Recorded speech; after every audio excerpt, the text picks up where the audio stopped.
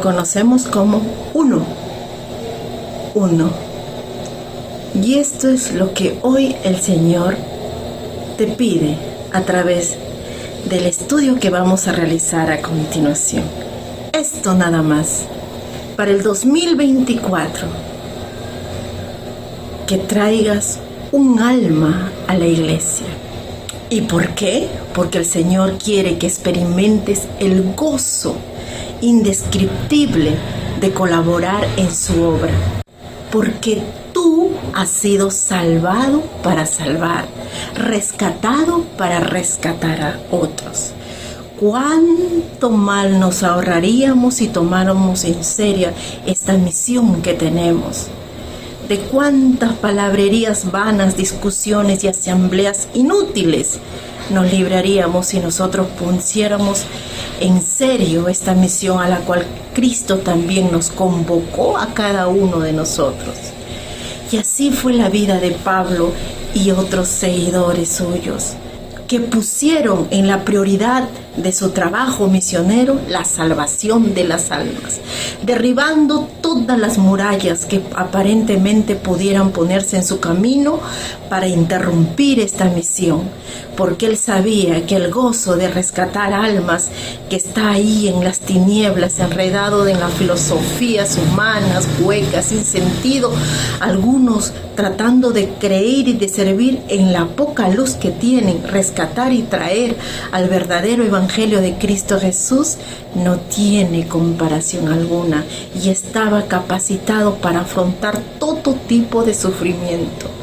Al final de todo, la historia que vamos a leer a continuación nos va a decir: pero algunos se unieron a él y se convirtieron en creyentes. Entre ellos estaba Dionisio, un miembro del concilio, y una mujer llamada Dámaris, y varios más. Que Dios te bendiga. Bienvenidos. Hoy vamos a estudiar una lección tan hermosa que tiene que ver mucho con nosotros y el ejemplo que el Señor ha tomado, la estrategia que tenemos que tener en cuenta para salvar y rescatar almas. Tesalónica, Berea y Atenas, lección 17, sábado 27 de abril del año 2024.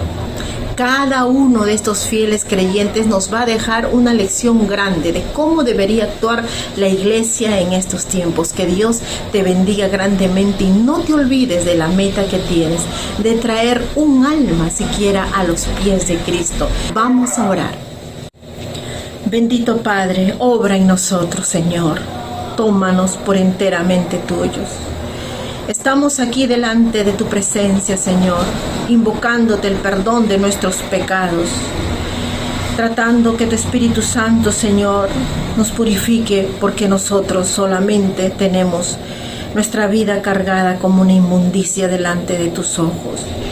Padre Santo, haznos entender tu palabra a través de esta lección y por favor desata toda cadena que nos tiene preso y toda ligadura de nuestra boca para no testificar tu pronta venida. Ayúdanos a tomar estrategias santas, Señor, para estos tiempos tan difíciles. Te pedimos por nuestras familias, empezando, Señor. No podríamos hablar si nuestros hogares están destrozados. Permite que como padres empecemos, Señor, con nuestros hijos. Danos paciencia, ayúdanos a perseverar en su discipulado, en su evangelización. Ayuda también a cada miembro que hoy te va a buscar con sinceridad y haz en nosotros una obra maravillosa para ser parte también de tu viña. En el nombre precioso de Cristo Jesús. Amén. Mis hermanos y amigos, que la paz de Dios esté siempre con cada uno de vosotros. Sean todos bienvenidos a esta clase virtual de la Biblia, que en verdad está más que interesante. Así que te invitamos a quedarse con nosotros de principio a fin.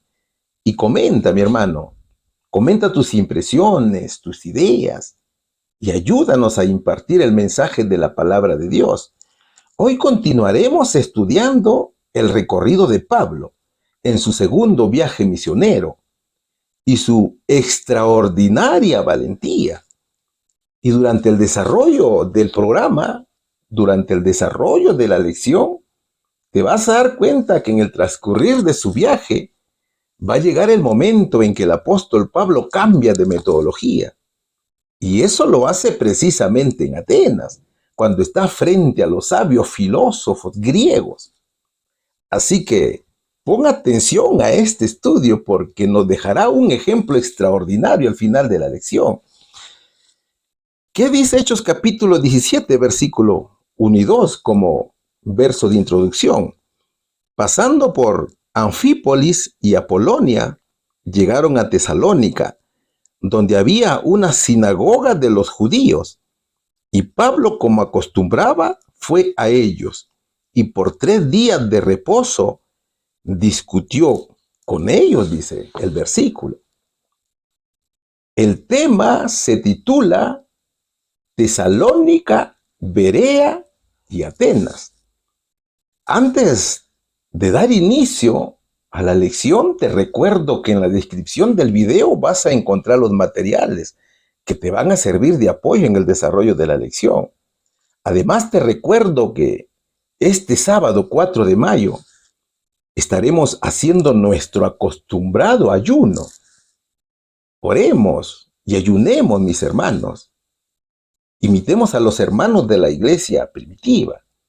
Oremos por los enfermos, por nuestros hijos, por nuestra familia, por nuestros alimentos, por nuestro hogar, por nuestra casa, por nuestro trabajo, por nuestros ministros. Oremos por todos. Al Señor, mi querido hermano y amigo, le agrada que estemos en comunión constante con Él. El tema tiene 2 importantes subtemas. El primero dice Berea y el segundo subtema dice Atenas. Así que ya comenzamos el desarrollo de la lección de la escuela sabática. Y la primera interrogante dice lo siguiente. Al llegar a Tesalónica, los apóstoles fueron a una sinagoga judía. ¿Acerca de qué predicó Pablo a la congregación? A ver, esta interrogante no tiene versos propuestos, pero vamos a leer los primeros 3 versículos del capítulo 17 que dicen lo siguiente. Atravesando Anfípolis y Apolonia, Pablo y Silas llegaron a Tesalónica, donde había una sinagoga de los judíos.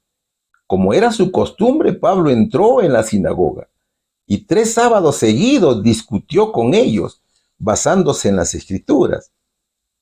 Explicaba y demostraba que era necesario que el Cristo padeciera y resucitara. Decía, este Jesús que les anuncio es el Cristo, dice la palabra de Dios. A ver, si recordamos la lección anterior y revisamos el mapa, Pablo y Silas estuvieron en Filipos, la primera ciudad de Europa donde predicaron el Evangelio. Acuérdate de la conversación que tuvo Pablo con Lidia, de la conversión de Lidia y su familia, del carcelero y también de la muchacha endemoniada. Este era el segundo viaje misionero de Pablo y Silas. Entonces, cuando Pablo y Silas fueron liberados de la cárcel de Filipo, los misioneros partieron desde ese lugar hasta Anfípolis. El diccionario bíblico adventista dice que Anfípolis se ubicaba a unos 48 kilómetros al sudeste de Filipos.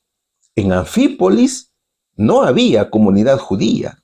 Quizá por eso Pablo no se quedó en esta ciudad de Anfípolis, sino que partió a Apolonia.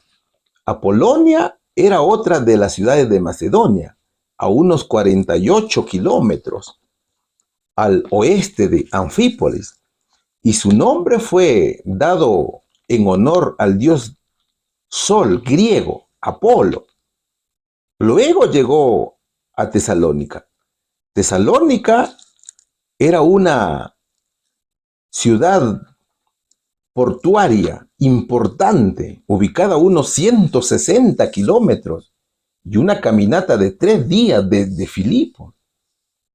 Tesalónica proviene del griego Tesalonic, que significa victoria contra Tesalia. En la actualidad se sigue llamando Tesalónica, solo que comúnmente es llamada Salónica. Atravesando Anfípolis y Apolonia, Pablo y Silas llegaron a Tesalónica, donde había una sinagoga de judíos, dice Hechos capítulo 17, versículo 1. Tesalónica era un importante centro comercial y bastión militar, ubicado en la vía Ignacia que cruzaba toda Macedonia de oeste a este. Tesalónica fue fundada por Casandro. ¿Te acuerdas de Casandro? Uno de los oficiales de Alejandro Magno. Fue este general que fundó Tesalónica. Y el nombre de Tesalónica fue puesto precisamente en honor de su esposa, que era hermana de Alejandro Magno. Fue a Tesalónica que durante la Segunda Guerra Mundial la tomaron las tropas alemanas desde 1941 hasta 1944. Allí, en ese periodo, asesinaron a la mayor parte de los habitantes judíos. Fueron unos 50,000 judíos aproximadamente que murieron. Ellos fueron asesinados por los nazis de Hitler. Y esos asesinatos, esa matanza, fue conocida como el Holocausto de Salónica. En Tesalónica funcionaba la Universidad Aristóteles de Tesalónica, así se llamaba, que fue fundada en 1925. Y también funcionaba la Universidad de Macedonia, fundada en 1957. Eso es lo que nos dice la historia. Fue a esa ciudad donde llegaron Pablo y Silas. ¿Qué hicieron estos apóstoles allí? Pablo va a aprovechar la oportunidad y va a realizar una gran campaña de evangelización y va a exponer extraordinarias verdades de Jesús. ¿Qué nos dice la Escritura? Como era su costumbre, Pablo entró en la sinagoga y 3 sábados seguidos discutió con ellos, basándose en las Escrituras. Explicaba y demostraba que era necesario que el Cristo padeciera y resucitara. Decía, este Jesús que les anuncio es el Cristo, dice Hechos capítulo 17, versículo 2. En la Nueva Versión Internacional de la Biblia, si observas bien los versos, Pablo predicaría 3 grandes verdades. ¿Cuáles fueron esas grandes verdades? Primero, los padecimientos de Cristo. Es necesario que Cristo padeciera, dice. Y la segunda, la resurrección de Cristo. Es necesario que Cristo resucitara, predicaba el apóstol. Y tercero, Cristo es el Mesías. Jesús es el Cristo, decía el apóstol. Entonces, mira, lo primero que hizo Pablo en Tesalónica es ir a la sinagoga de los judíos, tal cual acostumbraba en todos los lugares donde iba, y utilizaba la misma metodología de prédica. ¿Qué día predicó en la sinagoga? Observa bien el verso. Fue el sábado, de acuerdo al mandamiento. ¿Te das cuenta, mi hermano, cómo los apóstoles guardaban el 7º día, de acuerdo al mandamiento de la ley de Dios? Era en la sinagoga donde Pablo predicó por 3 sábados consecutivos y absolvía preguntas, es decir, dialogaba con los asistentes. ¿Qué más predicó Pablo allí? Él predicó a Cristo. Y para la enseñanza, con los tesalonicenses, usó las profecías del Antiguo Testamento concernientes al Mesías. El objetivo de Pablo era extraordinario. Era probar claramente la identidad de Jesús de Nazaret como el Mesías prometido. ¿Te das cuenta? Y mostraba que desde los días de Adán era la voz de Jesús la que había hablado por los patriarcas y profetas. Entonces esas enseñanzas eran en orden, comenzando desde Moisés. de todos los profetas que hablaban de Jesús. Y así lo registra Lucas capítulo 24, versículo 27, que dice: entonces, comenzando por Moisés y por todos los profetas, les explicó lo que se refería a él en todas las escrituras. Entonces Pablo tomaba el ejemplo de Jesús. Incluso Pedro, al predicar a Cristo, había sacado del Antiguo Testamento sus evidencias. Esteban había seguido el mismo plan. ¿Sabes, mi amigo? Usted que ve el programa por primera vez, muchos piensan que no fue Jesús quien hablaba con Moisés. Unos dicen, no, él fue un ángel. Otros dicen, no fue Jesús quien hablaba con Moisés, fue Jehová. Pero si te das cuenta, Jesús es Jehová, ¿no es cierto? Y el mismo Señor lo declaró en Juan capítulo 5, versículo 46. Si creyeran a Moisés, me creerían a mí, porque de mí escribió él, dijo el Señor. Y eso predicaba Pablo.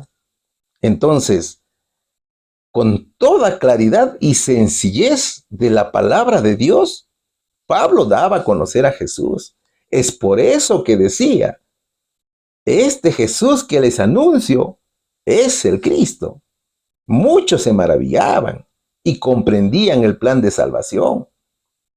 También Esteban había seguido el mismo plan, explicando lo dicho por los profetas para explicar el advenimiento del Mesías Salvador. Pablo en su ministerio explicaba con un escrito está. Este hermoso plan de salvación era predicado por Pablo y afirmaba lo dicho por los profetas que predecían el nacimiento de Jesús, los sufrimientos, su muerte, su resurrección, su ascensión al cielo y su intercesión de Cristo ante Dios Padre. ¿Cuáles son las profecías que predicaba Pablo? Veamos algunas. La primera es la promesa que Dios hizo a Adán. A nuestros primeros padres se les prometió que la redención se obraría por medio de Jesús. Eso fue la sentencia pronunciada a Satanás. Y pondré enemistad entre ti y la mujer, y entre tu simiente y la simiente suya. Esta te herirá en la cabeza, y tú le herirás en el calcañar, dice Génesis capítulo 3, versículo 15. Luego, al patriarca Abraham. A Abraham el Señor le dijo que de su descendencia vendría el Salvador del mundo, la cual es Cristo. En tu simiente serán benditas todas las naciones de la tierra, le dijo el Señor. En Génesis capítulo 22, versículo 18, y también en Gálatas capítulo 3, versículo 16. Posteriormente vino la profecía de Moisés. Muchos dicen que Moisés no habló de la venida del Mesías, pero eso no es así. Mira, casi al terminar su obra como líder y maestro de Israel, Moisés dijo que Dios le reveló en el monte de Horeb que Jesús vendría a la tierra. Profeta de en medio de ti, de tus hermanos como yo, te levantará Jehová tu Dios, a él oiréis. Profeta les levantaré de en medio de sus hermanos como tú, y pondré mis palabras en su boca, y él les hablará todo lo que yo le mandare. Escribió Moisés en Deuteronomio capítulo 18, versículos 15 y 18. Después vino la profecía de Jacob, en la cual dijo que el Mesías sería de linaje real. El cetro no se apartará de Judá, ni de entre sus pies el bastón de mando, hasta que llegue el verdadero rey, quien merece la obediencia de los pueblos. Dice Génesis capítulo 49, versículo 10 de la Nueva Versión Internacional de la Biblia. También lo hizo el profeta Isaías en muchos pasajes de la Biblia. Del trono de Isaí brotarás un retoño, un renuevo nacerá de sus raíces. He aquí que la Virgen concebirá y dará a luz un hijo, y se llamará su nombre Emmanuel, porque un niño nos es nacido, hijo nos es dado, y el principado sobre su hombro, y se llamará su nombre admirable, consejero, Dios fuerte, Padre eterno, príncipe de paz, escribió Isaías en el capítulo 11, versículo 1, capítulo 7, versículo 14 y versículo 9, versículo 6. El profeta Jeremías también testificó del Redentor venidero, como de un príncipe de la casa de David. He aquí que vienen días, dice Jehová, en que levantaré a David renuevo justo y reinará como rey, el cual será dichoso y hará juicio y justicia en la tierra, escribió en el capítulo 23, versículo 5. Hasta el lugar de nacimiento predijeron los profetas, mi hermano.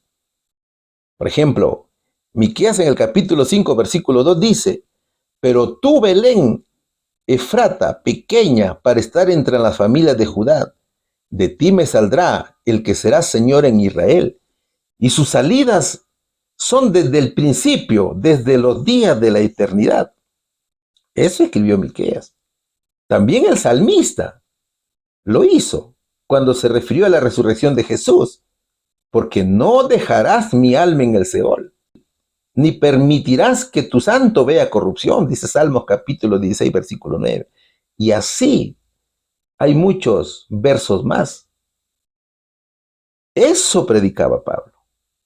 Pablo demostró que los sacrificios apuntaban a Jesús como el cordero inmolado desde la fundación del mundo. Mas el herido fue por nuestras rebeliones, molido por nuestros pecados. El castigo de nuestra paz fue sobre él, y por su llaga fuimos nosotros curados. Angustiado él y afligido, no abrió su boca. Como cordero fue llevado al matadero, y como oveja delante de sus trasquiladores, enmudeció y no abrió su boca. Dice Isaías capítulo 53, versículos 4 y 7. Juan Bautista fue quien lo presentó al Mesías, a sus hermanos, ¿no es cierto? Eso ya lo hemos estudiado. ¿Qué dijo Juan Bautista? ¿Y qué dice la Biblia? El siguiente día vio Juan a Jesús que venía a él y dijo: he aquí el Cordero de Dios que quita el pecado del mundo. Entonces, mi querido hermano y mi querido amigo, Pablo con estos argumentos demostró que era necesario que Jesús padeciese y resucitase de los muertos e interceda por nosotros en el cielo. Y eso es lo que está haciendo nuestro Señor en estos momentos en el cielo, ¿no es cierto? Está intercediendo por nosotros. Se está presentando ante el Padre por nosotros, para interceder por nosotros, pecadores. ¿Cuál sería la respuesta aquí? Al llegar a Tesalónica, los apóstoles fueron a una sinagoga judía. ¿Acerca de qué predicó Pablo a la congregación? Predicó de las profecías concernientes a Jesús, comenzando desde Moisés y siguiendo por todos los profetas que hablaban de Cristo como cumplimiento profético. Pregunta número 2. ¿Qué nos dice la pregunta número 2? ¿Por qué los judíos tenían envidia de Pablo y sus compañeros? ¿Qué alboroto fomentaron los judíos? Vamos a leer el libro de los Hechos, capítulo 17, versículos 4 y 5. Algunos judíos que escuchaban fueron persuadidos y se unieron a Pablo y Silas, junto con muchos hombres griegos temerosos de Dios y un gran número de mujeres prominentes. Entonces, ciertos judíos tuvieron envidia y reunieron a unos alborotadores de la plaza del mercado para que formaran una turba e iniciaran un disturbio. Atacaron la casa de Jasón en busca de Pablo y Silas, a fin de sacarlos a rastras y entregarlos a la multitud, dicen los versos.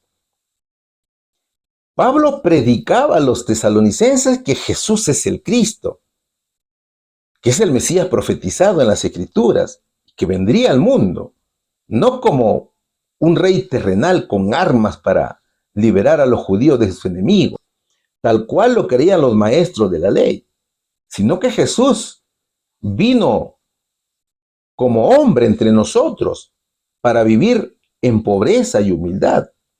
El Mesías vino para ser despreciado, rechazado y muerto, no solamente por la nación judía, sino por toda la raza caída, cumpliendo de esta manera los requerimientos de la ley transgredida.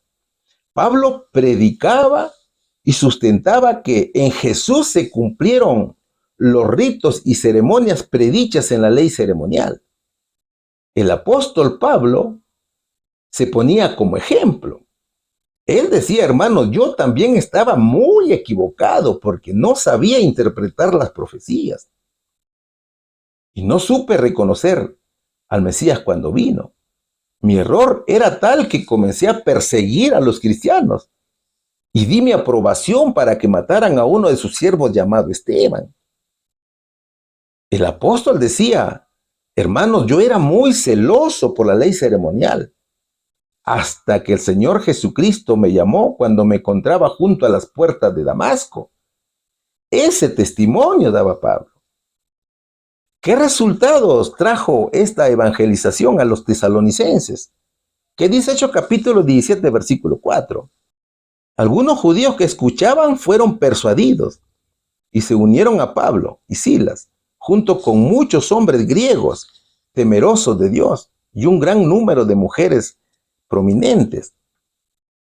Pablo hizo entender a muchos que la ley de los ritos y ceremonias practicadas en el tabernáculo tenían una simbolización, que tuvieron su cumplimiento en Jesús. Su metodología fue convincente, al punto que los de la concurrencia escuchaban con mucha atención este mensaje. Fueron 3 sábados en los cuales Pablo y Silas predicaban y abrían el entendimiento de judíos y gentiles, siendo luego convertidos por el apóstol. Durante casi un mes, Pablo predicaba además que, así como existió un santuario terrenal, también en el cielo había el santuario celestial, en donde Jesús es nuestro mediador ante Dios. Y cuando su obra mediadora culmine, el Señor vendrá con gran poder y gloria y establecerá su reino eterno en la tierra. Entonces muchos se llenaban de gozo. Pablo predicaba la segunda venida de Jesús y los tesalonicenses se maravillaban. Esos días se convirtieron muchas mujeres importantes de la ciudad. Es decir, que en el plan de salvación de Cristo no se excluye a nadie, mis hermanos. Y aquí encontramos que muchas mujeres que se convirtieron eran muy honorables en Tesalónica. Quienes sí excluían a las mujeres eran los rabinos de la religión judía, ¿no es cierto?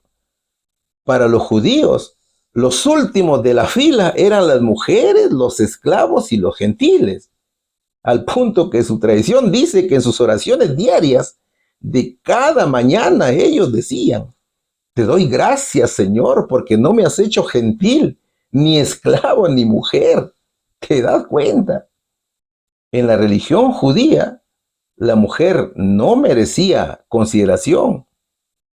En la sociedad judía decían: maldito el hombre que enseña a una mujer. Y mejor es entregar la ley a las llamas a permitir que la toque una mujer. Hasta ese punto llegaba la maldad de los líderes de Israel, los líderes de la religión judía. Sin embargo, para Jesús, todos somos iguales. Es por eso que el mismo Pablo, en su carta a los Gálatas, decía: ya no hay judío ni griego, no hay esclavo ni libre, no hay varón ni mujer, porque todos vosotros sois uno en Cristo Jesús, escribió en Gálatas capítulo 3, versículo 28. Solo que mientras Pablo iluminaba la mente de la gente con sabiduría, algunos de sus paisanos no estaban de acuerdo con ellos. ¿Qué sucedió luego? Veamos Hechos capítulo 17, versículo 5, pero en la versión Reina Valera 1960. Entonces, los judíos que no creían, teniendo celos, tomaron consigo a algunos ociosos, hombres malos, y juntando una turba, alborotaron la ciudad, y asaltando la casa de Jasón, procuraban sacarlos al pueblo. ante las grandes verdades de los hijos de Dios, surgieron grandes oposiciones, como hasta hoy lo sigue habiendo, ¿no es cierto? La envidia llega porque muchas veces no hay la capacidad de discernir las grandes verdades del Evangelio. Y eso sucede cuando en nuestro corazón no mora el Espíritu de Dios. ¿Te das cuenta? El mismo Pablo es ejemplo de ello. Mira, mientras Pablo profesaba la religión judía, no entendía las profecías, porque en él no moraba el Espíritu Santo. Pero luego de su encuentro con Jesús, fue lleno del Espíritu de Dios. Así lo registra Hechos capítulo 9, versículo 17. Ahora, ¿cómo se componía la turba? La turba estaba compuesta de la siguiente manera. Allí habían judíos incrédulos, quienes organizaban la turba. También estaba conformada por hombres ociosos, es decir, gente que no trabajaba y fueron pagados por los judíos para alborotar al pueblo. Y tercero, estaba conformada por hombres malos. Eran callejeros y maleantes, dispuestos a obedecer órdenes de Satanás y sus instrumentos. ¿Cuál era la causa de la persecución? Fueron los celos, la envidia, ¿no es cierto? Esta persecución era una más de las tantas que Pablo había sufrido. Acuérdate de la persecución de Antioquía de Pisidia, de Iconio, de Listra. Eso sucedió en el primer viaje misionero. Y ahora lo sufría en Tesalónica. ¿Dónde fueron a buscarlos?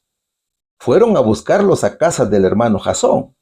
Jasón era un cristiano tesalonicense, en cuya casa estuvo Pablo durante su visita a esa ciudad. Entonces mira, cuán triste es la condición de aquellos que no reciben la verdad. ¿Sabes por qué? Porque su corazón se endurece y comienzan a perseguir la verdad. Como ya lo explicábamos anteriormente, los judíos tuvieron la oportunidad de creer y aceptar a Jesús como su Salvador personal. Pero en lugar de ablandar ese duro corazón, envidiaron a aquellos que aceptaron a Cristo como su Redentor y se volvieron en su contra. Armaron una turba y persiguieron a Pablo y a Silas para enjuiciarles públicamente. La turba, encabezada por los judíos, difamaba a los apóstoles que predicaban la verdad del Señor, tomando como estrategia la mentira, que la mentira es del diablo, ¿no es cierto? ¿Cuál sería aquí la respuesta? ¿Por qué los judíos tenían envidia de Pablo y sus compañeros? Por la conversión de algunos judíos, de muchos varones griegos y muchas mujeres importantes de la ciudad. ¿Qué alboroto fomentaron los judíos? Atacaron la casa de Jasón en busca de Pablo y Silas para castigarlos. Pregunta número 3. ¿Qué nos dice la pregunta número 3? Cuando no encontraron a Pablo y Silas en la casa de Jasón, ¿qué hizo la multitud con él? Vamos a seguir estudiando el capítulo 17 de Hechos de los Apóstoles, que es objeto de estudio en esta oportunidad. Versículos del 6 al 9. Como no los encontraron allí, en su lugar sacaron arrastrando a Jasón y a algunos de los otros creyentes y los llevaron al consejo de la ciudad. Pablo y Silas han causado problemas por todo el mundo, gritaban. Y ahora están aquí perturbando también nuestra ciudad. Y Jasón los ha recibido en su casa. Todos ellos son culpables de traición contra el César, porque profesan lealtad a otro rey llamado Jesús. La gente de la ciudad y también los del consejo de la ciudad quedaron totalmente confundidos por estas palabras. Así que los funcionarios obligaron a Jasón y a los otros creyentes a pagar una fianza y luego los soltaron, dice la palabra del Señor. A ver, como la turba no encontró a Pablo ni a Silas, atacaron al mismo Jasón, el dueño del alojamiento de los apóstoles, y con él apresaron también a algunos hermanos que estaban con Jasón. Ellos fueron lastimados duramente al ser arrastrados y llevados a las autoridades. Los judíos obstaculizaban la obra de Jesús. Lo único de lo que podían acusar a estos hermanos en realidad era la hospitalidad. No había otro motivo por lo cual acusarlos. ¿En qué consistía la falsa acusación? hacia estos cristianos. Vamos a leer nuevamente los versos. Estos que han trastornado el mundo entero han venido acá y Jasón los ha recibido en su casa. Todos ellos actúan en contra de los decretos del César, afirmando que hay otro rey, uno que se llama Jesús, dice Hechos capítulo 17, versículos 6 y 7. En aquel tiempo, los judíos de Tesalónica eran vigilados por Roma, debido a que tiempo atrás se habían sublevado contra los romanos. Entonces eran observados con recelo por ese poder. Y su libertad era restringida en cierta medida. ¿Cuál era la acusación? ¿Y por qué los pusieron en la cárcel a estos hermanos? A ellos los acusaban de traición. Entonces, al ser encarcelados, perdieron su libertad. Ellos eran vistos ahora como rebeldes, como revolucionarios. Es por eso que la gente gritaba: ellos actúan en contra de los decretos del César. Un judío, mi hermano, adorador de un rey romano. Ese es el mensaje que estaban dando ellos, ¿no es cierto? Y eso fue el ejemplo que dejaron los líderes de Israel, cuando los principales sacerdotes respondieron: no tenemos más rey que a César. Escribió en Juan capítulo 19, versículo 15. Entonces, aquí también vemos lo mismo, ¿no es cierto?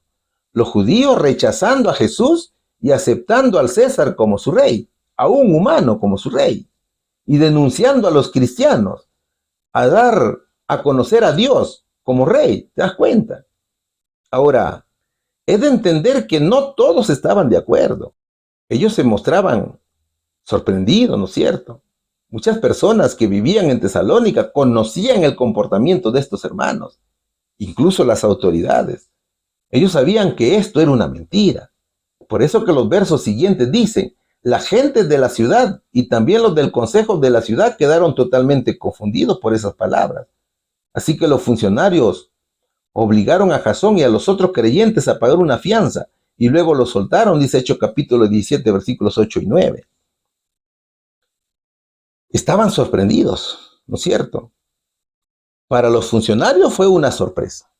Sin embargo, para mantener la paz y para evitar violencias adicionales, los retuvieron y los hicieron pagar una fianza sin haber hecho mal a nadie. Dicho en otras palabras, Jasón y los hermanos fueron liberados bajo fianza, también conocida como libertad condicional. Es decir, la fianza es una garantía que puede ser en dinero o en bienes, depositado ante las autoridades para asegurar que los acusados vuelvan a los tribunales cuando se los citara. Claro, ese dinero era devuelto cuando el proceso judicial terminara. Jasón y los hermanos tenían que respetar ciertas reglas de conductas impuestas por los romanos mientras duraran las investigaciones. Seguramente que Jasón y los demás hermanos se sentían honrados por haber sufrido por la causa de Jesús. Y eso es también lo que debe sentir cada siervo de Dios en la actualidad. Cuando las detenciones son por la causa de Cristo, debemos sentirnos honrados porque estamos sufriendo por la causa de Jesús. Cada soldado de la cruz, mi hermano, tiene que estar orando y velando y tiene que continuar firme. Debe seguir adelante con mucha fe y ánimo, trabajando en el nombre de Cristo, exaltándolo como mediador en el santuario celestial y enseñando que a él apuntaban los ritos y sacrificios del Antiguo Testamento. ¿Cierto, hermanos? Luego de esta persecución, los hermanos de Tesalónica enviaron a Pablo y a Silas a Berea, como lo vamos a estudiar a continuación. ¿Cuál sería la respuesta aquí? Cuando no encontraron a Silas y a Pablo en la casa de Jasón, ¿qué hizo la multitud con él? Los sacaron conjuntamente con otros hermanos y los acusaron de traición al César. Pregunta número 4. Vamos a estudiar el subtítulo que dice Berea. Cuando los apóstoles llegaron a Berea, ¿qué cualidad maravillosa encontraron en la gente de ese lugar? Sigamos estudiando Hechos, capítulo 17. Ahora los versículos del 10 al 12. Esa misma noche, los creyentes enviaron a Pablo y a Silas a Berea. Cuando llegaron allí, fueron a la sinagoga judía. Los de Berea tenían una mentalidad más abierta que los de Tesalónica y escucharon con entusiasmo el mensaje de Pablo. Día tras día examinaban las escrituras para ver si Pablo y Silas enseñaban la verdad. Como resultado, muchos judíos creyeron, como también lo hicieron muchos griegos prominentes, tanto hombres como mujeres. La Biblia no dice dónde estuvieron Pablo y Silas cuando detuvieron a Jasón y a los hermanos en Tesalónica. Sin embargo, ellos fueron enviados a Berea. Los hermanos en Tesalónica querían evitar más persecución para los apóstoles. Por tanto, los enviaron a Berea, tal y como lo observas en el mapa. Y sin desanimarse por lo sucedido en Tesalónica, fueron a la sinagoga judía. El diccionario bíblico adventista dice que Berea era una ciudad de Macedonia, situada a unos 80 kilómetros al sudeste de Tesalónica y a unos 38 kilómetros del mar. Su nombre moderno es Beria. En Berea, los apóstoles fueron recibidos de una manera muy distinta. Mientras en Tesalónica Pablo enseñaba los padecimientos, la resurrección, la ascensión e intercesión de Cristo, sustentando todo con un escrito estad y revelando el cumplimiento profético en Jesucristo como el Mesías Salvador del mundo. Cuando el apóstol fue a Berea, la cosa fue distinta. Los judíos de Berea estaban muy impresionados con la explicación de los apóstoles y hablaron del Antiguo Testamento. Y la gente de Berea los escuchó, pero hicieron algo extraordinario, algo que nosotros también debemos hacer. Ellos examinaron las enseñanzas para ver si era verdad lo que el apóstol predicaba y se pusieron a estudiar las escrituras para determinar la verdad. ¿No es cierto? Leamos el verso, pero léelo con mucha atención, mi hermano. Hechos capítulo 17, versículo 11. Los de Berea tenían una mentalidad más abierta que los de Tesalónica y escucharon con entusiasmo el mensaje de Pablo. Día tras día examinaban las escrituras para ver si Pablo y Silas enseñaban la verdad. Examinar es escudriñar, es indagar, es averiguar algo con cuidado y con mucha atención, ¿no es cierto? Es un estudio muy minucioso. La estrategia empleada por Pablo y Silas aquí en Berea fue la misma estrategia utilizada en Tesalónica, solo que los oyentes fueron distintos. Los bereanos hicieron dos cosas. Primero, ellos recibieron la palabra con mucho entusiasmo, es decir, tenían sus corazones abiertos, pero la mente la tenían despejada. Era lo contrario que encontraron en otras ciudades, en la cual muchas personas tenían sus mentes despejadas, pero los corazones cerrados. Segundo, ellos escudriñaron cada día las escrituras para ver si éstas eran verdad. Es decir, que los bereanos no se quedaron quietos. Ellos buscaban la verdad en el Evangelio para saber si lo que escucharon era auténtico y confiable. Ellos no aceptarían la enseñanza de Pablo sin antes haber revisado por sí mismo para saber si estas cosas eran así. Entonces, mira, lo que hicieron los bereanos no es que fue una ojeadita rápida de la Biblia, no, sino que fue un estudio riguroso, punto por punto, versículo por versículo.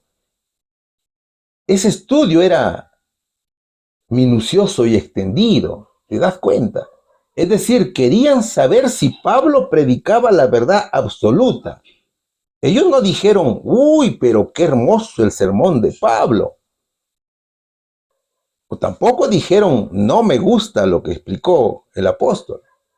Ellos no se tomaron una hora para determinar la verdad, ¿o no? Ellos se tomaron su tiempo. Para los bereanos valía la pena estudiar duro e investigar y confrontar la palabra de Dios con las enseñanzas de Pablo para determinar si su mensaje era verdad o no.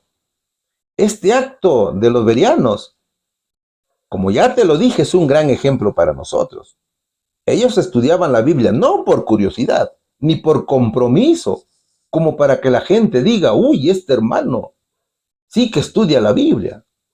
No, ellos estudiaban la Biblia para aprender lo que se había escrito de Jesús en las Escrituras. Entonces, mira, lo hermoso aquí es que mientras los bereanos escudriñaban las Escrituras y analizaban las profecías, los ángeles estaban a su lado, inspirándolos, iluminando sus mentes e impresionando sus corazones. ¿Te das cuenta cómo actúa el creyente cuando tiene el Espíritu de Dios en su corazón? ¿Cuál fue el resultado de la prédica de Pablo y Silas en Berea?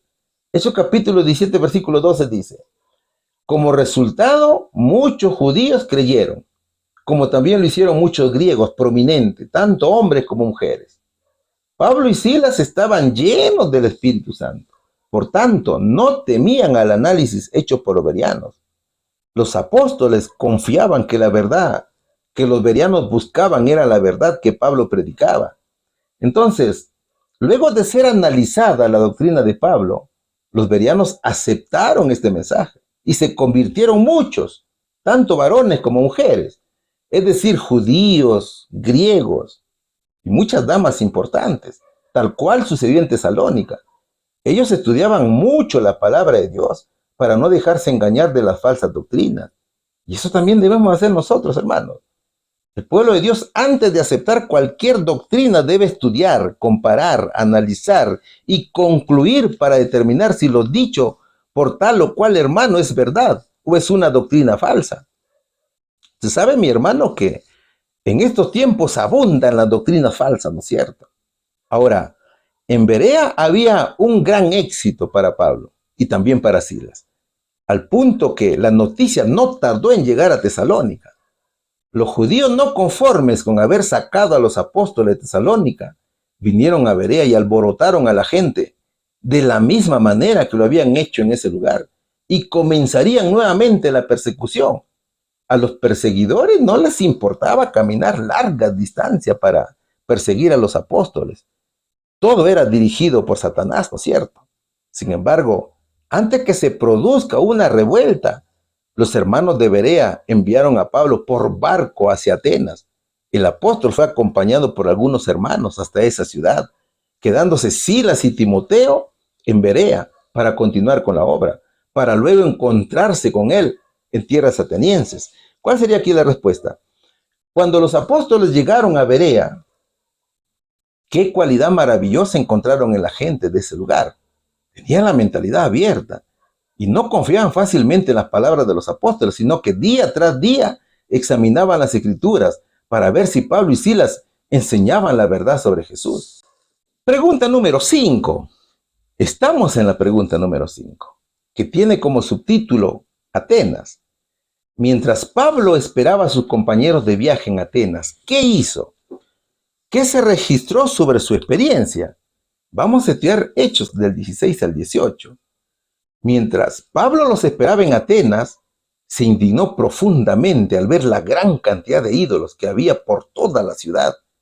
Iba a la sinagoga para razonar con los judíos y con los gentiles temerosos de Dios, y hablaba a diario en la plaza pública con todos los que estuvieran allí. También debatió con algunos filósofos, epicúreos y estoicos. Cuando les habló acerca de Jesús y de su resurrección, ellos dijeron: ¿qué trata de decir este charlatán con esas ideas raras? Otros decían: parece que predica de unos dioses extranjeros, dice la palabra del Señor. Pablo ya estaba en Atenas. Hablar de Atenas es hablar de la filosofía griega, ¿no es cierto? Entre Atenas y Tesalónica había una distancia de 480 kilómetros aproximadamente. Atenas es la más ilustre de las ciudades de la antigua Grecia y es también la capital de la Grecia actual. El diccionario bíblico adventista dice que se denomina Atenas por el nombre de la diosa pagana Atenea, que era la patrona de la ciudad, y de acuerdo con la tradición, se fundó en el siglo XVI a.C. Atenas fue el centro del arte y de la cultura griega, la arquitectura y la filosofía. En Atenas, mi hermano, se ubicaba la mejor universidad del mundo. Esa universidad se encontraba en Atenas, con todas las principales escuelas filosóficas. ¿Qué escuelas encontrábamos allí? La escuela de Sócrates, que fue maestro de Platón. También encontramos la escuela platónica, fundada por Platón, que también fue maestro de Aristóteles, donde se difundía la filosofía idealista de la antigua Grecia. La escuela estoica también permanecía allí, fundada por Zenón, que sostenía que ante las circunstancias se debe actuar con cabeza fría. Allí estaba la escuela epicúrea, creada por Epicuro, que era la escuela para cualquier persona de a pie, y la peripatética, que fue fundada por Aristóteles, entre otras. En verdad que los atenienses eran grandes investigadores y religiosos. Por tanto, lo único que les interesaba a ellos eran las cosas nuevas de los visitantes. Como lo registra Hechos capítulo 17, versículos 21 y 22. En Atenas habían más de 3,000 estatuas. En todas partes se hallaban estatuas de mármol, de personas y dioses, especialmente en la entrada de la ágora o la plaza pública, que era el eje de la vida urbana. Es de entender que la gran mayoría de estas estatuas eran objeto de adoración. Atenas también se caracterizaba por la enorme cantidad de templos y altares construidos. Entre estos había uno dedicado al Dios no conocido. Y eso fue lo que vio Pablo en su arribo a Atenas. Hechos capítulo 17, versículo 16 lo dice. Mientras Pablo los esperaba en Atenas, se indignó profundamente al ver la gran cantidad de ídolos que había por toda la ciudad. Mientras Pablo paseaba por las calles de Atenas, cobijaba bajo la sombra de la Acrópolis, que era un cerro adornado de magníficos templos y monumentos mundialmente famosos y conservados, que en aquel entonces estaban en muy buen estado. Pablo pensaba en esos momentos en la idolatría y en la sociedad que vivía en oscuridad. Pablo se siente dolido en su alma. Le dolía el alma al ver que la idolatría que había en Atenas era grande. Atenas era una ciudad cosmopolita de gran tamaño para la época y era el centro de la filosofía mundial. 3,000 estatuas, como ya te dije. Atenas era entonces una ciudad entregada a la idolatría y eso le preocupaba al apóstol. Pablo estaba en una ciudad muy bella, pero lo que los mejores escultores y arquitectos griegos ofrecían no honraban a Dios. Así que no logró impresionarse, sino que sintió la necesidad de predicar a Jesús. Fue tal la angustia de Pablo por la idolatría dominante en Atenas que tuvo que cambiar de costumbre. El apóstol cambió su costumbre de ir primero a la sinagoga por comenzar primero en las calles, en la plaza pública, con los griegos. Es decir, adoptó una doble actitud. En esos días Pablo estaba solo en Atenas. Entonces, a pesar de encontrarse solo y mientras esperaba a su equipo misionero, el apóstol se mantenía ocupado. Iba a la sinagoga para razonar con los judíos y con los gentiles temerosos de Dios, y hablaba a diario en la plaza pública con todos los que estuvieran allí. Así dice Hechos capítulo 17, versículo 17. Mira, Pablo lo primero que hizo al llegar a Atenas fue hacer un diagnóstico de la situación cultural de la ciudad y determinó que prevalecía la idolatría. Luego comenzó a predicar a judíos y gentiles en la sinagoga. Después iba todos los días a la plaza para predicar a Jesús. Es que Pablo era un gran misionero, ¿no es cierto? El apóstol no podía permanecer tranquilo si es que en el día no predicara la palabra de Dios. La prédica del evangelio se había convertido en una necesidad para el apóstol. Por eso que decía, ay de mí si no anunciara el evangelio. Escribió en 1 Corintios capítulo 9, versículo 16. Pablo se encontraba en el centro de una cultura pagana y pronto los filósofos que tenían sed de escuchar cosas nuevas se enterarían de su presencia en la ciudad y lo buscarían para dialogar con aquel que estaba presentando a la gente doctrinas nuevas y extrañas en la plaza de Atenas. La hermana White dice, algunos estaban listos para ridiculizar al apóstol como a uno muy inferior a ellos, tanto social como intelectualmente. ¿Qué dice Hechos capítulo 17, versículo 18? También debatió con algunos filósofos, epicúreos y estoicos. Cuando les habló acerca de Jesús y de su resurrección, ellos dijeron, ¿qué trata de decir este charlatán con esas ideas raras? Otros decían, parece que predica a unos dioses extranjeros. En Atenas los filósofos acostumbraban a reunirse en las plazas para exponer sus pensamientos, y allí Pablo decidió compartir su creencia.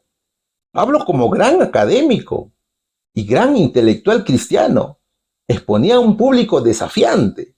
Atenas era conocida como una ciudad culta, educada, pero también orgullosa de su historia.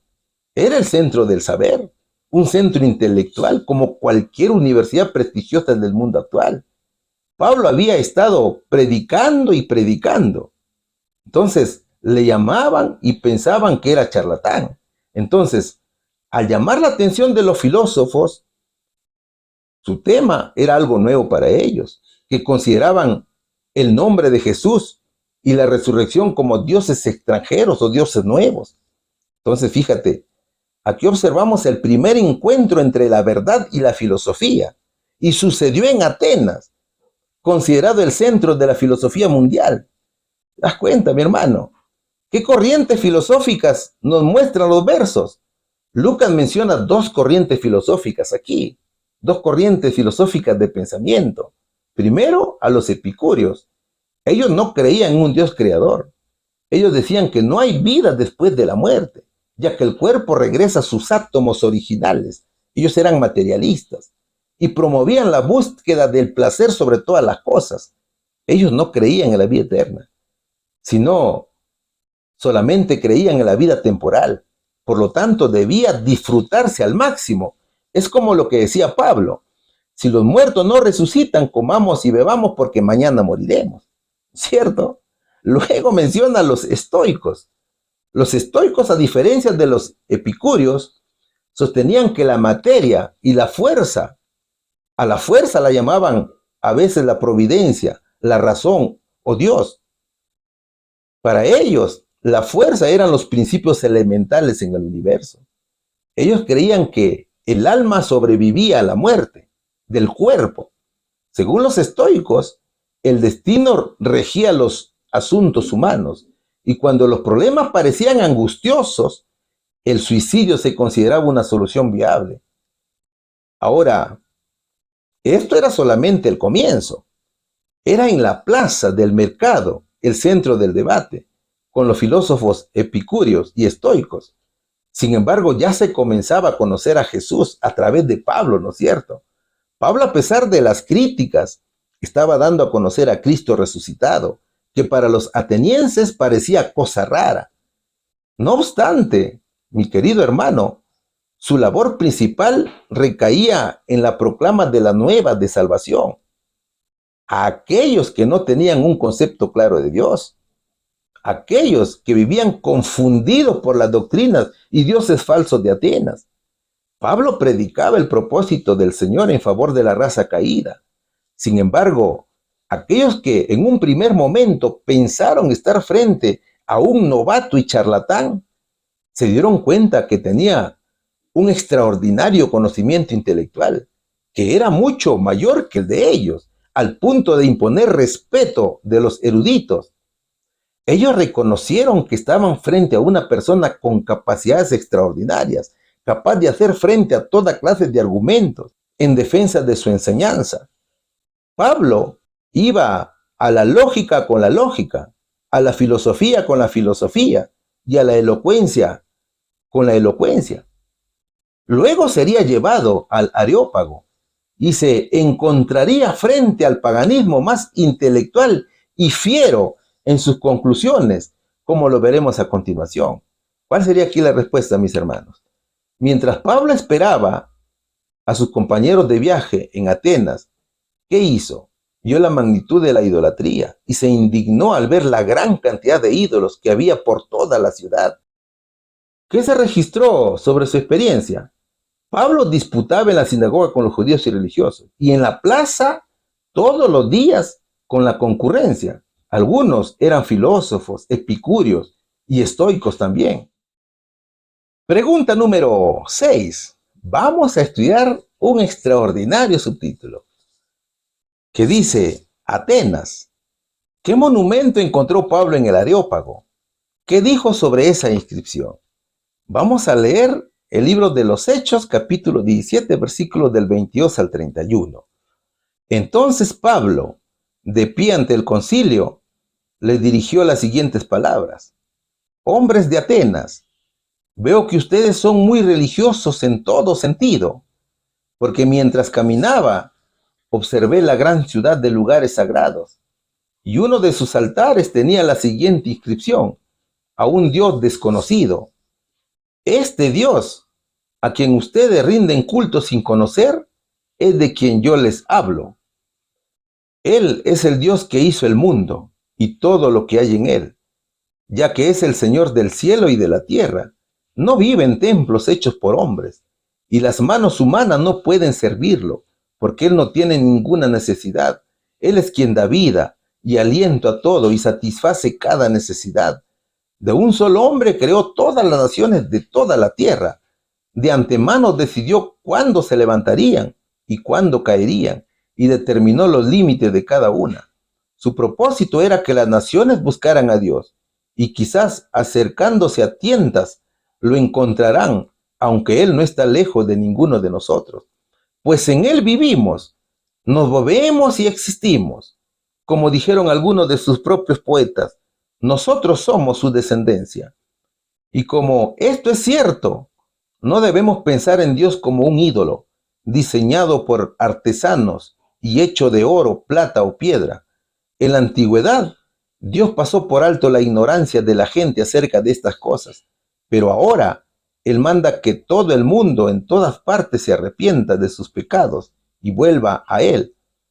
Pues Él ha fijado un día para juzgar al mundo, con justicia por el hombre que Él ha designado, y les demostró a todos quién es ese hombre al levantarlo de los muertos.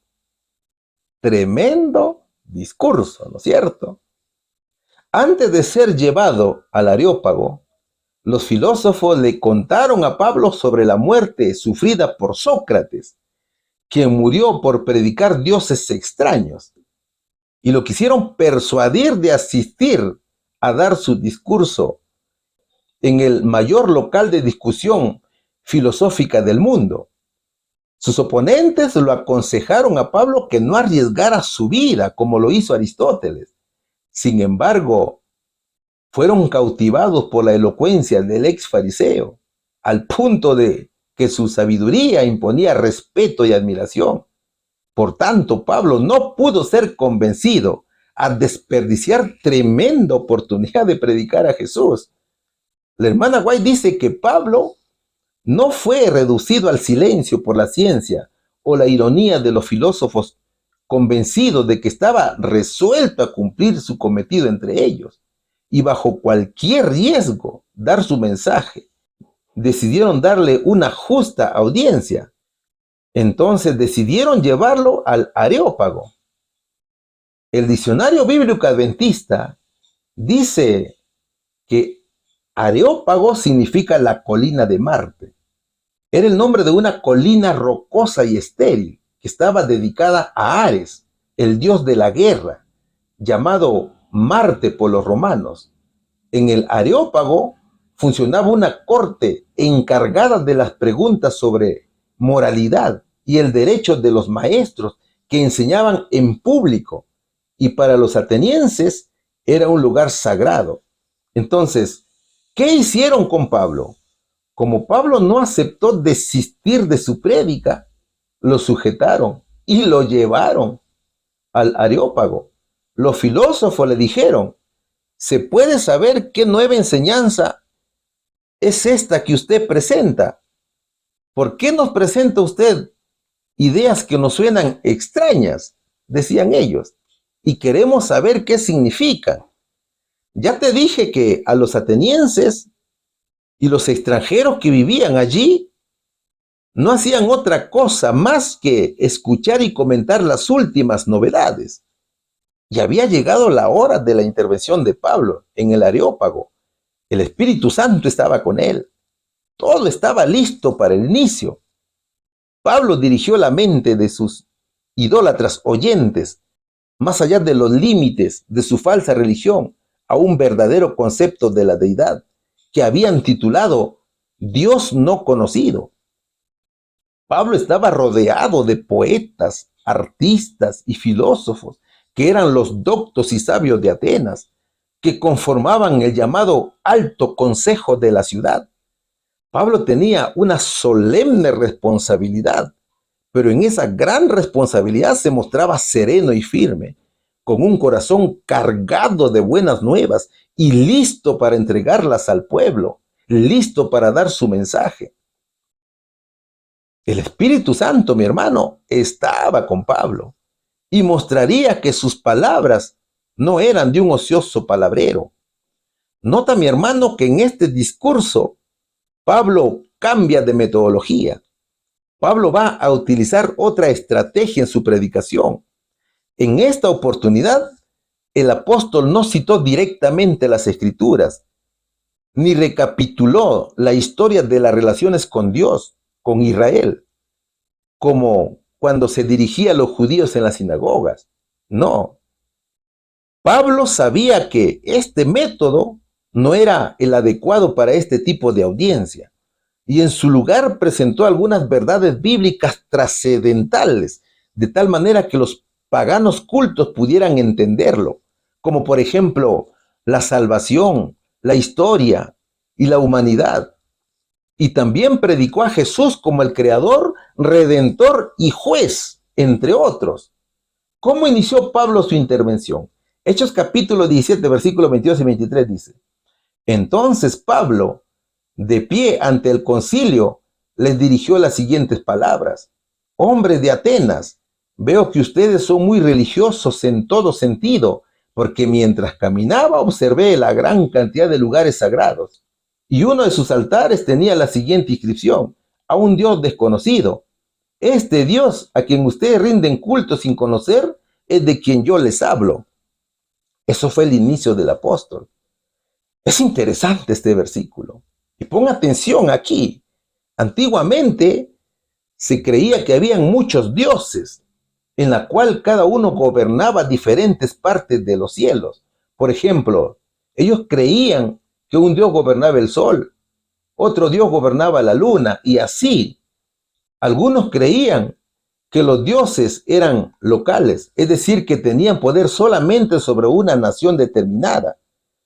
Es por eso que tú escuchabas siempre, ¿no es cierto?, que había guerra entre los dioses cuando se enfrentaban los ejércitos de las naciones.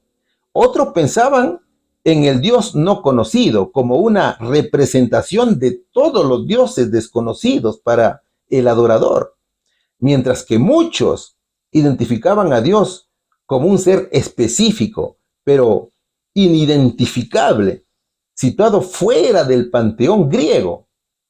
No te olvides que el panteón griego significa templo con muchas estatuas. Entonces Pablo les decía: ese Dios que para ustedes es desconocido, para mí es conocido.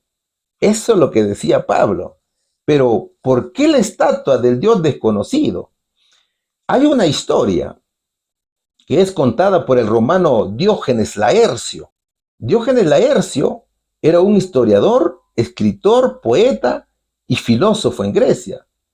Él cuenta que siglos antes de Cristo, Atenas sufrió una plaga, la cual dejó desesperado a los pobladores, al punto de no saber qué hacer, porque pensaban que era la ira de los dioses.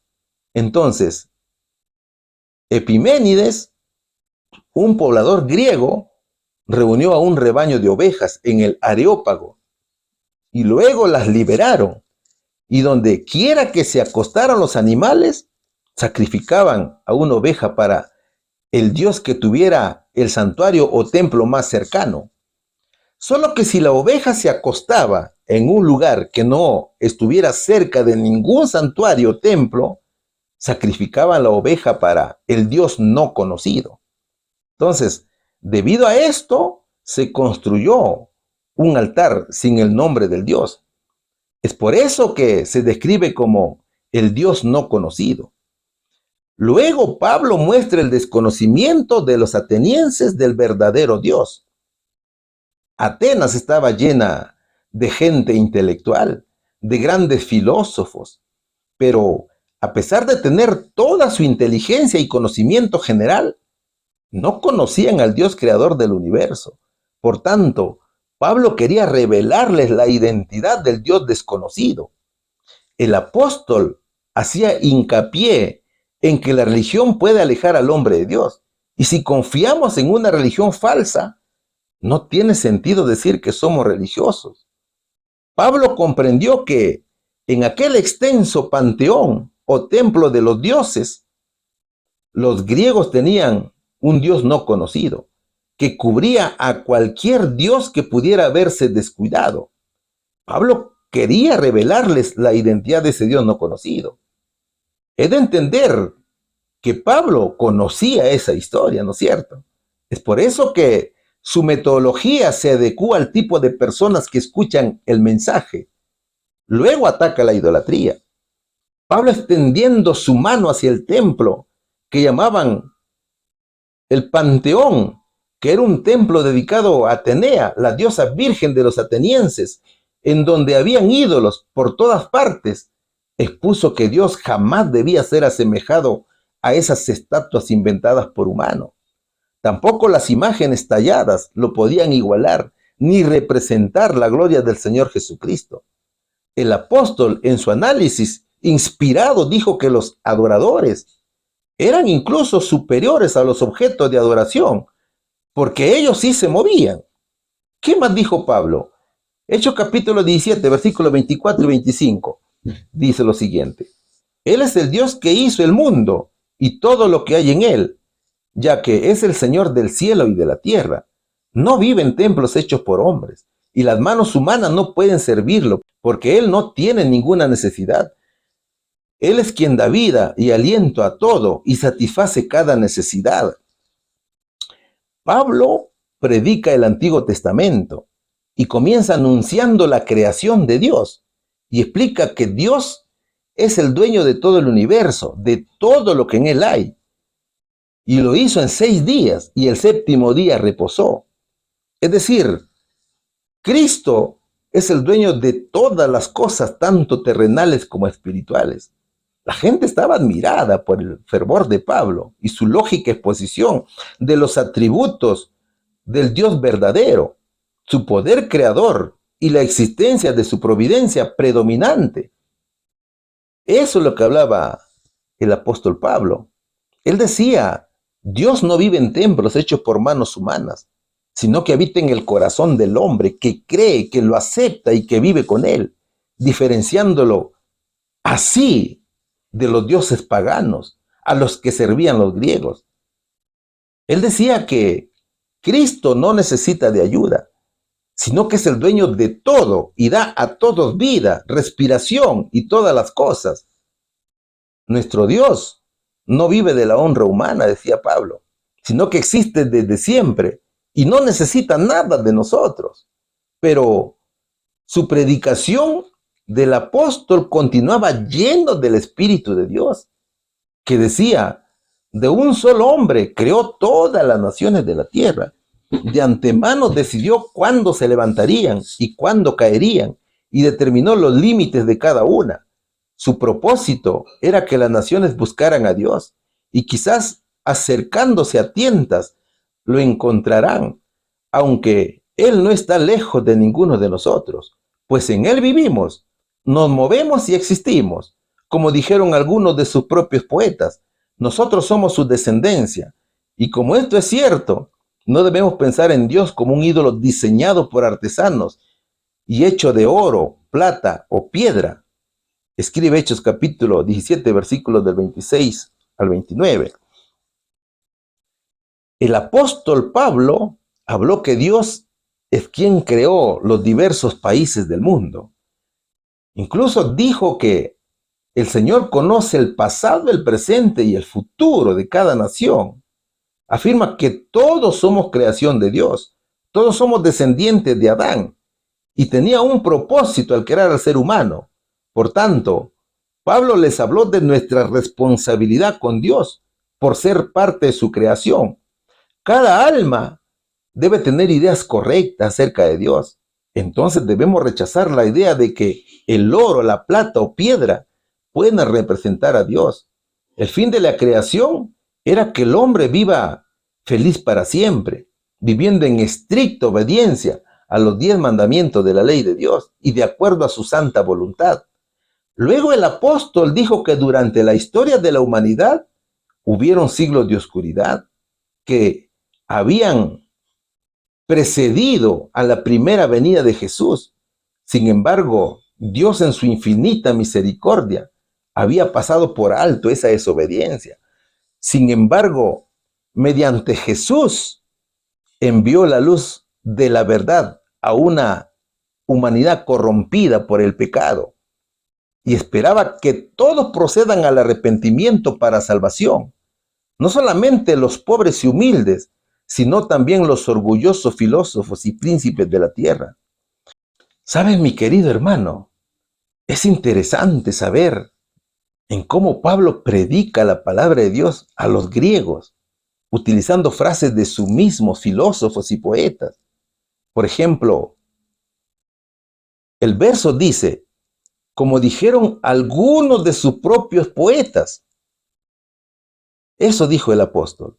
Algunas de estas frases son, en Él vivimos y nos movemos y somos, dice Hechos capítulo 17, versículo 28, ¿no es cierto?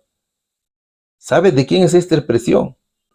Esta expresión es de Epiménides, de Gnosos, de Creta, que era un filósofo y poeta estoico del siglo VI antes de Cristo.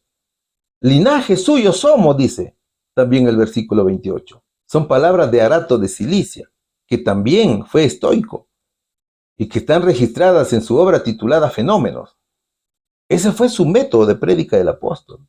Entonces, luego de la predicación, Pablo menciona que esa ignorancia del Dios desconocido tiene culpa, así que los va a llamar al arrepentimiento. En la antigüedad, Dios pasó por alto la ignorancia de la gente acerca de estas cosas, pero ahora Él manda que todo el mundo en todas partes se arrepienta de sus pecados y vuelva a Él, pues Él ha fijado un día para juzgar al mundo con justicia por el hombre que Él ha designado, y les demostró a todos quién es ese hombre al levantarlo de los muertos. Dice Hechos capítulo 17, versículos 30 y 31. A pesar que Dios ha estado cerca de la humanidad y ésta no ha buscado conocerle, el Señor determinó pasar por alto la ignorancia. No obstante, ha enviado a sus siervos para que entreguen su mensaje de arrepentimiento, de modo que todos se vuelvan a Él. Fíjate, en estos pasajes, el apóstol Pablo pasó de explicar quién es Dios, nuestro Creador, a quiénes somos nosotros, su linaje, a nuestra responsabilidad ante Él, a entenderle y adorarle en verdad, a que tenemos que rendirle cuentas si lo deshonramos. Aquí habla del juicio, por ejemplo. Pablo da a conocer que todos rendiremos cuentas al Señor, todos seremos juzgados, y presentó a Jesús como un juez justo, a quien Dios resucitó. El apóstol puso énfasis en la resurrección del Señor, demostrando que Jesús mismo, sus enseñanzas y su trabajo fueron perfectos y fueron aprobados por el Padre. Entonces llama al arrepentimiento.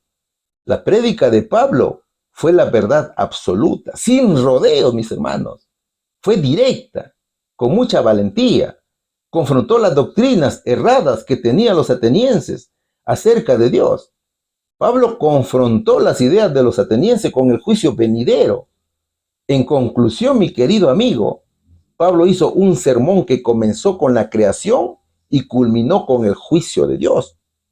Claro, lo que registra la Biblia puede quizás durar 2 minutos del discurso, ¿no es cierto? Pero es de entender que el mensaje dado por Pablo debe de haber durado mucho más tiempo. Entonces, mira, el obrero de Cristo requiere de una fe firme. ¿Sabes por qué? Porque llegará el momento en que nos enfrentemos a estas situaciones y muchos seremos desalentados porque pensamos que no podemos actuar como Pablo. Sin embargo, en esos momentos de flaqueza se manifestará la luz que viene de lo alto y saldremos vencedores. ¿Te das cuenta? ¿Cuál sería aquí la respuesta, queridos hermanos? ¿Qué monumento encontró Pablo en el Areópago? Encontró un monumento con la inscripción a un Dios desconocido. ¿Qué dijo sobre esa inscripción? Habló sobre los atributos del Dios verdadero, su poder, la existencia de su providencia predominante, etc. Pregunta número 7. Hemos llegado al final de la lección. Está muy importante, hermanos. ¿Cuál fue el resultado de la predicación? Vayamos a Hechos nuevamente, capítulo 17, versículos del 32 al 34. Cuando oyeron a Pablo hablar acerca de la resurrección de los muertos, algunos se rieron con desprecio, pero otros dijeron, queremos oír más sobre este tema más tarde. Con esto terminó el diálogo de Pablo con ellos. Pero algunos se unieron a él y se convirtieron en creyentes.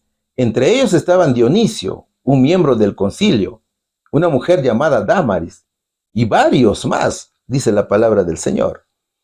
El discurso de Pablo convenció a muchos, solo que en su orgullo no querían aceptar a Cristo como su Salvador. Ellos no quisieron humillarse para reconocer a Jesús y aceptar el plan de salvación.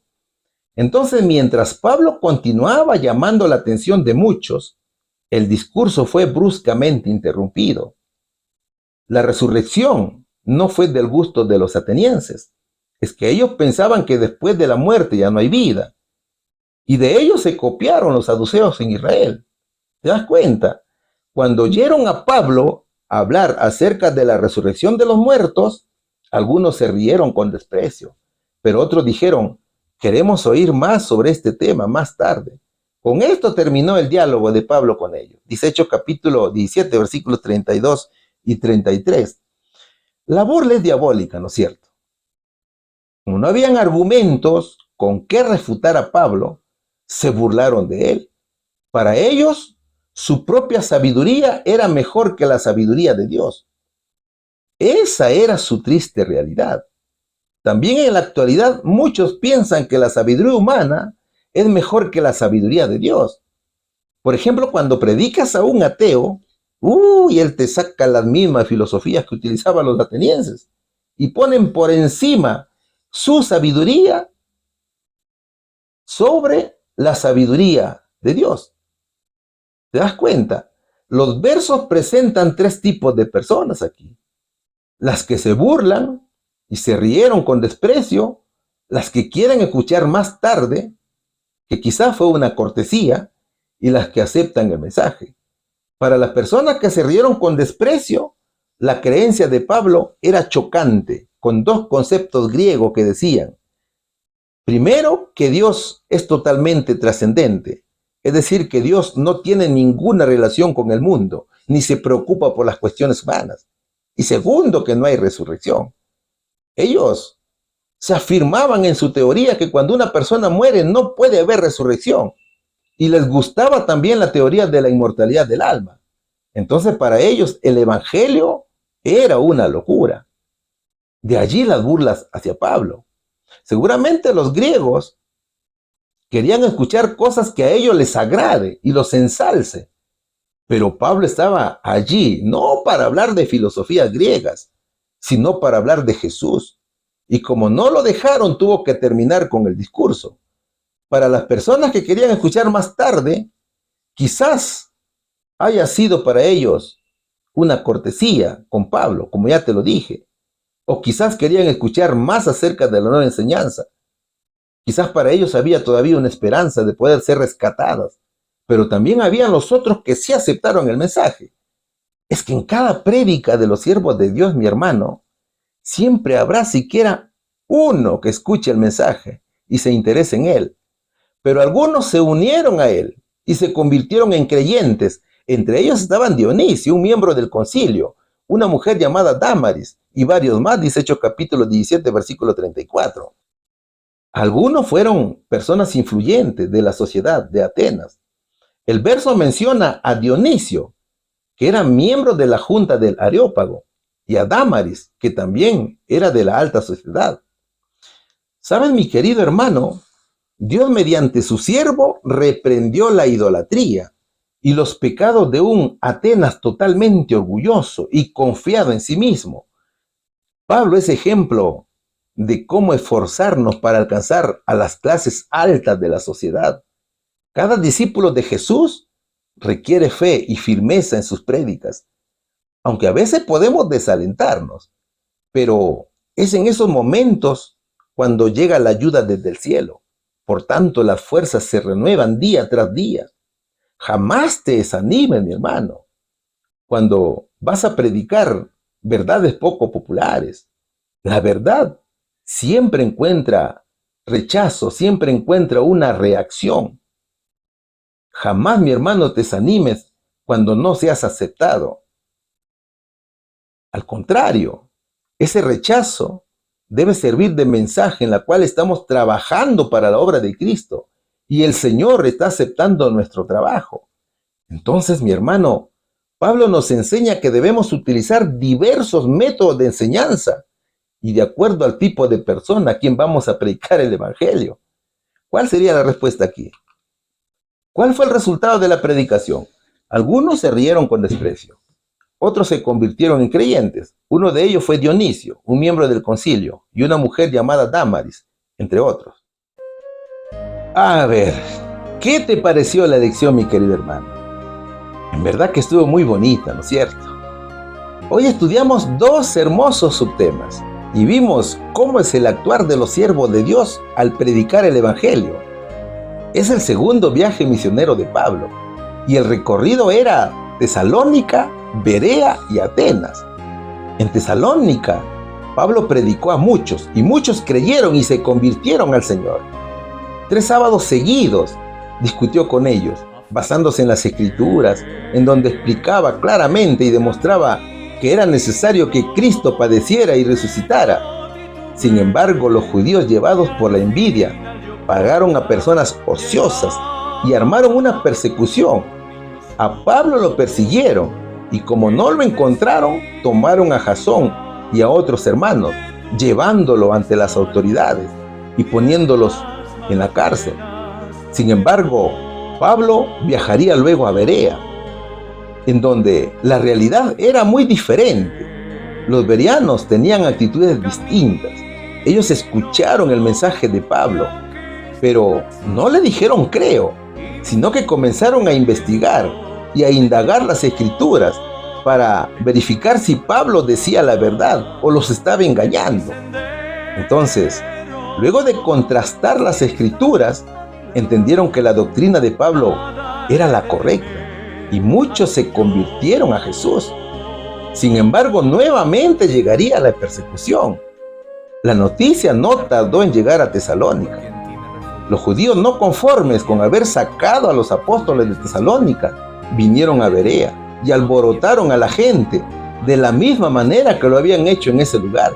Y comenzarían nuevamente la persecución, a tal punto que los hermanos tuvieron que llevar a Pablo hasta Atenas.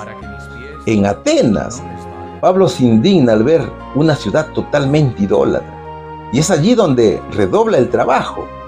El apóstol, que se encontraba solo, no solamente predicaba los sábados en las sinagogas, sino que lo hacía todos los días en la plaza de la ciudad. Muchos, al verlo, lo llevaron al Areópago, en donde se encontraría con grandes filósofos de la época, y sería allí donde cambiaría de metodología. Pablo hace un discurso en la cual comienza con el Dios creador de todos y termina con el Dios juez de todo, que es Jesús. Eso predicaba Pablo, es decir, hace una ilustración completa y da a conocer a Cristo. Solo que mientras hablaba de la resurrección del Señor, fue interrumpido debido a que su mensaje, a pesar de convencer a muchos, estos no se arrepintieron debido a su orgullo que había carcomido su corazón. Otros disimularon diciendo: luego nos explican más tarde las novedades. Sin embargo, algunos altos miembros de Atenas sí entendieron el Evangelio y se convirtieron. Entonces, mis hermanos, el mensaje de Pablo es usar distintos métodos en la evangelización, pero siempre teniendo como el centro de prédica a nuestro Señor Jesucristo.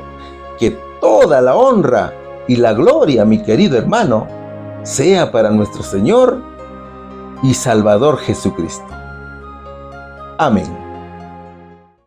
Nos despedimos entonces de este programa. Que Dios los bendiga. Gracias por todo lo que se suma para que sigamos adelante. Dios los prospere en gran manera y ustedes también puedan tratar de hacer realidad todos los retos misioneros y aprovechemos todas las oportunidades para llevar almas a los pies de Cristo y seguir trabajando. Y a ti, querido hermano que estás en iglesia, por favor te pido que siempre muestres una sonrisa.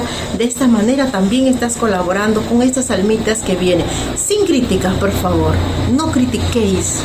No afiléis tu lengua para desanimar a los que recién están allegándose al Señor. Ora para que Dios te cambie y puedas recibir a estas almas. Por favor, Cristo hará una obra en la iglesia para que acojamos a todos. Cristo hará una obra para que el pueblo siga testificando. Que Dios nos bendiga. Oramos. Gracias, Señor, por este momento tan especial. Indignos somos, viles criaturas, Señor, pero hemos venido a tus pies pidiendo misericordia y oportuno socorro. Ayúdanos, Señor, a emprender esta lucha hasta un día llegar a la patria celestial. No nos sueltes de tu mano y bendice a todo el alumnado a nivel mundial, Padre mío, al instrumento que has tomado también para que dirija este tema. Por favor, ayúdalo, porque también tiene lucha, Señor, pero ha puesto este trabajo en primer lugar. La bendición sea con él, con todos nuestros hermanos que también comparten el material, Señor. No sabemos cuántas almas están rescatando tan solo por oír tu palabra, porque así dice que la fe viene por el oír.